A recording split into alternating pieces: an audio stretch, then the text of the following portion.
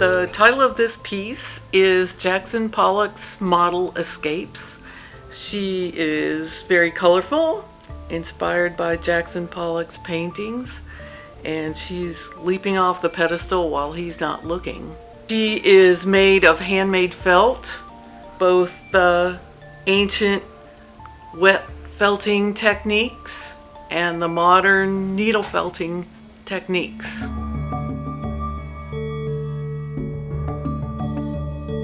Felting is a process of binding fibers together. The wool has scales, like the human hair.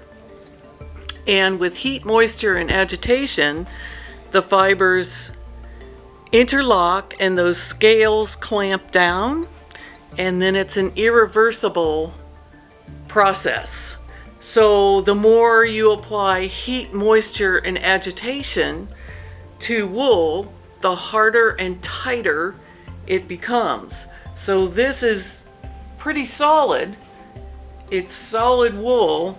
The inside is felt as well as the outside. She has a very minimal armature, but the bulk of this sculpture is wool that has been interlocked by heat, moisture, and agitation. And if you agitate an area locally, it will shrink. So you can form these negative areas by more agitation.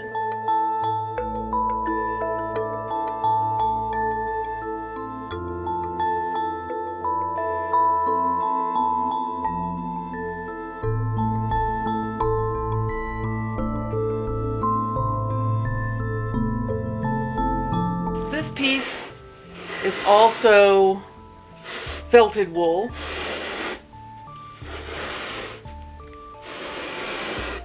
Her name is Nude in White Wool.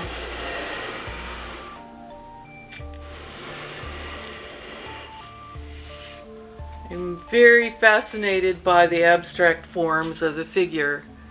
Never tire of just interpreting those forms in slightly different ways. This piece is half felted wool and half coral, sea coral from the island of Fakarava in the South Pacific. Just taking a walk on the beach, I found several pieces of beach coral that were reminiscent to me of the figure. So she's got a couple of different subtle color variations in the wool as kind of a transition from the coral. This figure is a little different medium. She is copper kitchen scrub pads, which always were fascinating to me. They're iconic. They kind of represent something feminine to me, which is not necessarily a great thing, but scrubbing. Classic female roles, but I hope that I have given something kind of mundane a new life.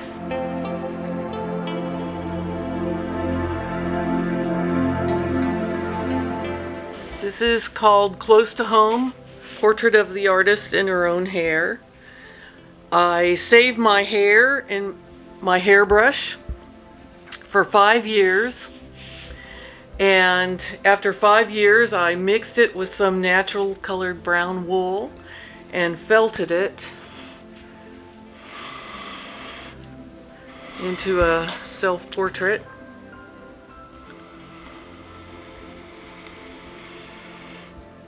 This figure is in the Jackson Pollock's Ideal Woman series. She has wool inside of kind of a crazy skin of yarn and various fibers. This is a study in control and chaos. So her surface is very much chaotic. I don't exert an awful lot of control over what color or what texture appears where in the composition. I let that be chaotic to a great extent. I feel it's an extremely chaotic medium, and my challenge is to exert only enough control over the medium to make sense within the particular piece.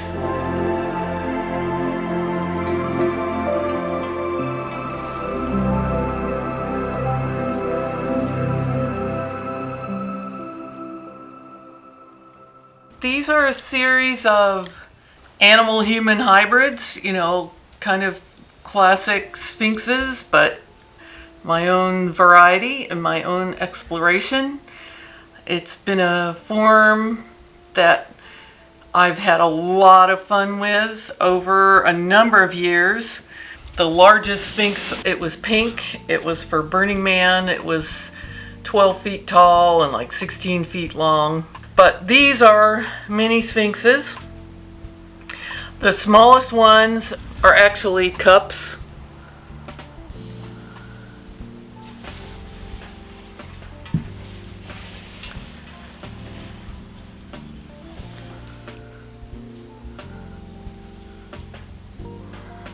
A little hard to drink out of, but hey, you need a straw. What the hell?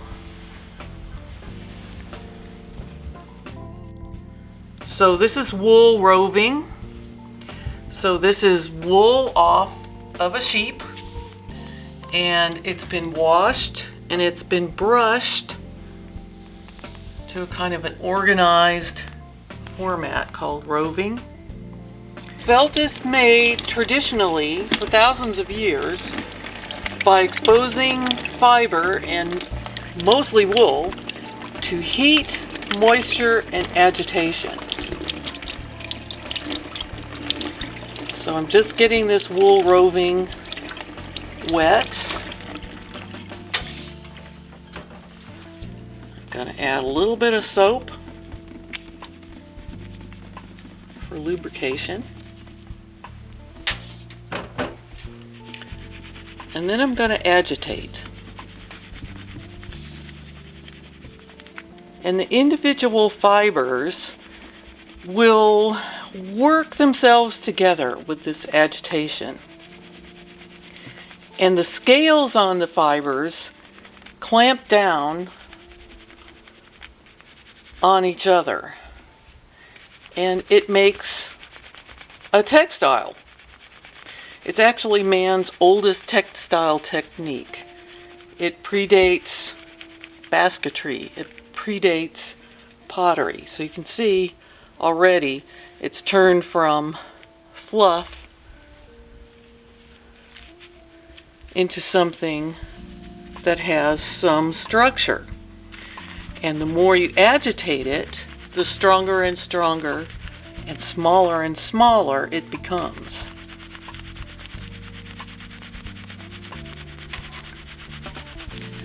And there are many ways to apply the agitation.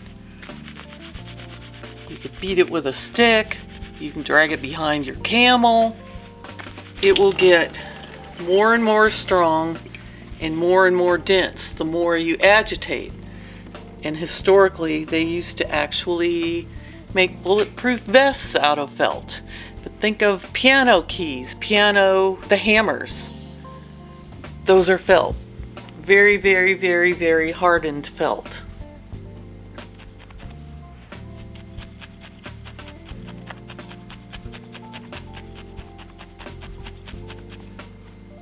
So you can see how long it takes for this very chaotic medium to assume some form. Very time consuming. This piece has both the wet felting and the needle felting techniques employed.